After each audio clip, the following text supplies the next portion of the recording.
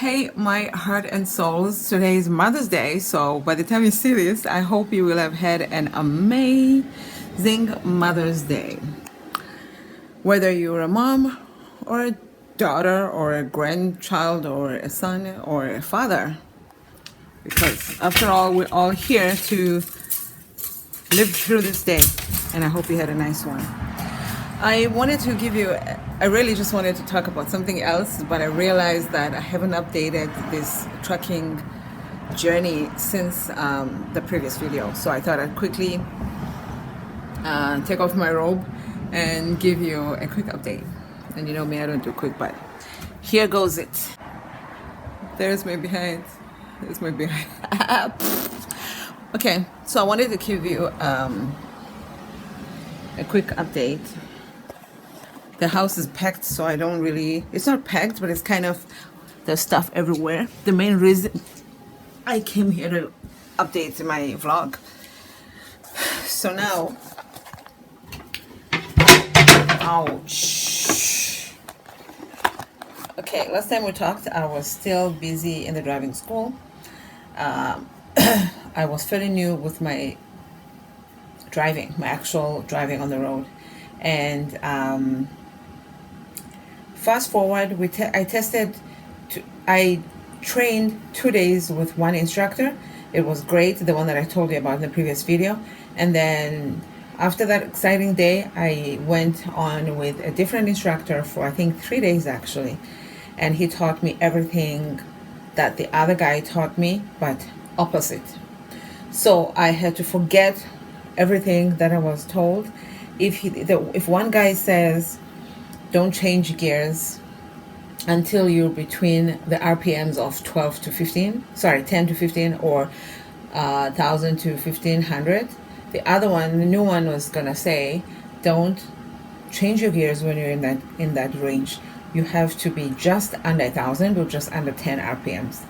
Just like everything was the opposite. One guy says clutch all the way in. Of course, right when you're gonna shift your gear, clutch all the way in. And then the new guy was saying, these clutches are very sensitive. You just need about 2 inches of input and your gear is ready to change. So everything was just like, oh my God, you felt like you don't know what you're doing, and it was not my best day. Then I went with him again, the same guy, the following day. So I was doing better because I remember what he taught me the day before. And then I went with him again, I think the 3rd day. By then, I mean, we were just chilling in the truck. And then I went again with a female instructor. She's different, not because she's female, but because people have different personalities, I think. And she was more like the first guy. So this was really confusing because now everything that's fresh in your head is what you were taught recently by the second guy. But now you've got to forget all of that and revert back to what you were taught on day 1 and 2 on the road. It was kind of frustrating, but you don't have room for emotions. You are in a jam-packed boot camp type environment and you need to learn everything, and you have a few days left before your test, your exam with, DMV. Oh man, just the thought. And the lady would quiz us like randomly, and I wouldn't know what to answer her. I wouldn't know whether I should give her the answer that the first guy had told me or the second guy. Like, I don't know which is correct in her words, in her mind. Here's the thing about all of these driving techniques. They all work. Because obviously this guy is telling you do this, you're doing it, and the truck is moving. So it's not like they don't work. It's just everybody has their own method of operation, modus operandi. And so this lady was just looking at us like, what a bunch of dumb fucks. Just like, no, why would you do that? Be like, that's why I ended up saying, you know what, this is what so-and-so taught us, and that's what so-and-so taught us. So when you ask me this question, I don't know whose answer to give you between so-and-so's and so-and-so's. And so she was like, I wonder why they would tell you that. And she said, according to the manual, you guys have to do A, B, C, and Z this way. Basically, the same way that the first guy was teaching us. Okay, fine, whatever. And so by the after this lady, the lady was the last person I went on the road with. After going on the road with her, I had to get ready to go testing. Yep, actually, while we were out driving, the first group, there were 14 of us. We started off as 24, and right now we're like 14, so 10 have disappeared. And sorry, I'm kind of distracted. I don't know why. Because I'm doing so much in the kitchen, and the air purifier is going because I may have burnt my meat. So I'm just like, anyway, I'll take you to the kitchen in the next video and show you what I'm up to. So yeah, I was just like, man, this is so much going on right now, and I still don't know how to back a truck up. It's a truck and trailer. It's the head of a truck. What's it? Tractor and trailer. Head of a truck, and the 53-foot trailer. I've got to reverse this thing. When you turn the steering wheel to the left, the thing in the back goes to the right.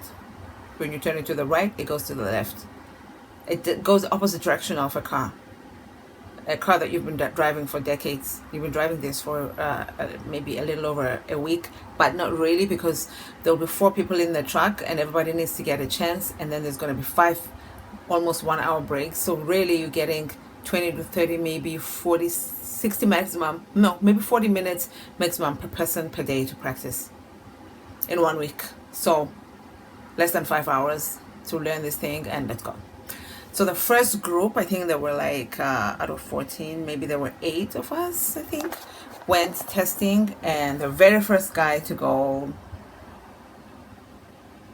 passed. The second guy didn't make it. This is the guy who was pretty much a mentor to everybody. He has experience. He is amazing, just like a godsend. He's been helping us so much, especially myself, because I was the one in the far back that needed hugs.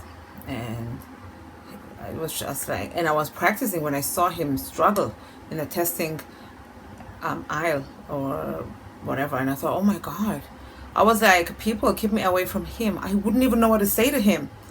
Like, what do you say to your mentor when your mentor doesn't make it through? You say, what happened, dude? I know you know this. You can't say that. You give them a hug and let them feel small? No. So I was like, I don't want to see him today. The following day was going to be us. Here's the person who's taught me.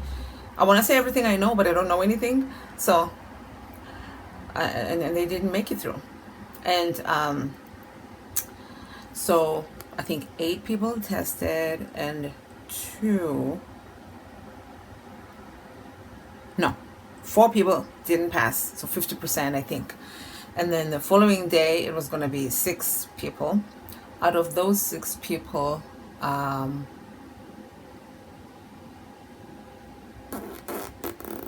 I think 2 people passed and 4 didn't. And then after that, it was going to be the people who didn't make it. And day 1 and day 2, we're going to retest on Saturday. And then those people were going to retest again. Whoever didn't make it in that round was going to retest. I'm happy to report that my mentor person passed the second time around, and he was the first one to test, I believe, and he passed. So that went well. It has been a very stressful period, one of the most stressful periods of my life. And if you read my blog, check it out at babalwa.com. I've gone through some stressful times, especially in America. At least my blog is about my life away from South Africa. I've gone through some crazy things in South Africa too, but you know, that's not what we're talking about now. Now, cut to, I'll give you more in-depth details on the blog, but in a nutshell, that's what's been going on. I want to take you now to the kitchen and show you what I've been working on. All in all, out of 14 students in my class, or 14 pupils, last I checked, out of 14, last I checked, 13 had passed. Some had to test once, some had to test twice, some had to test 3 times. You have 3 times to pass every single skill. For example, if you didn't make it for pre-trip the first time and you pass pre-trip next time, but you failed the skills, then you don't do pre-trip because you've already passed it, and you're doing skills again. If you fail skills again, even though you've tested 2 for pre-trip and 2 for skills, which is 4, you've only tested twice for skills out of 3. Therefore, you have 1 more chance. So if you go back for 1 more chance to pass the skills and you pass them, but you fail the road, which is usually the last one, you've tested 4 times at this point. You've tested 5 times at this point, and you have failed several times. So now you need to go back for the road. You can go back for the road. If you pass the road on the second try, great. If you don't, you still have 1 more time to do the road, which is you have 1 more time to do the road, because every single skill has 3 tests, 3 chances. If you fail the air brake test, which is the very first thing, you test the air brakes of the truck. You know, when someone's driving a truck and you hear the, that's the air brakes. It's literally air coming out. So if you fail that, you have 3 times to test that. If you pass the first time, great. If not, you have 2 more times, and then you move on to pre-trip, and then you move on to skills, and then you move on to the road. So that's all things considered. Last I checked, 13 out of 14 people had passed. But the 14th person, last I talked to him, still had chances, because he struggled with 1 form and then he passed that, and he still had more chances to do the other ones. So he still has a chance. If you fail 3 times the same skill, then the company will let you go. Then you can go and test with somebody else or try another company or whatever, but this particular company will let you go. So this person still had chances, and I hope that he does well, because we really get along. We're very lucky that our group of people really had a nice rapport, and we pretty much kept in touch, most of us. And the ones that you talk to are in touch with other ones that you don't talk to, so you still find out how everyone is doing. At this point, people are at home because we passed, right? I can't believe this shit. So right now we're at home and we're waiting to go on the road with the mentor. This is going to be 200 driving hours with the mentor. 200 hours that you will be driving.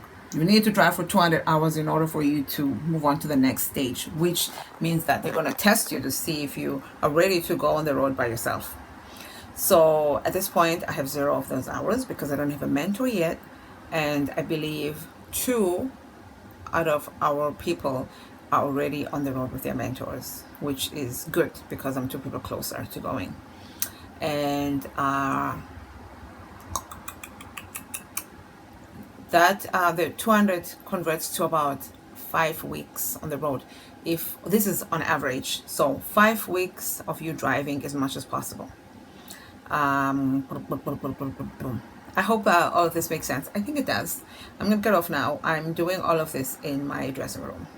So let me take you to the kitchen. Thank you for watching. Leave your comments about anything below, and I'll comment back. Thank you and goodbye.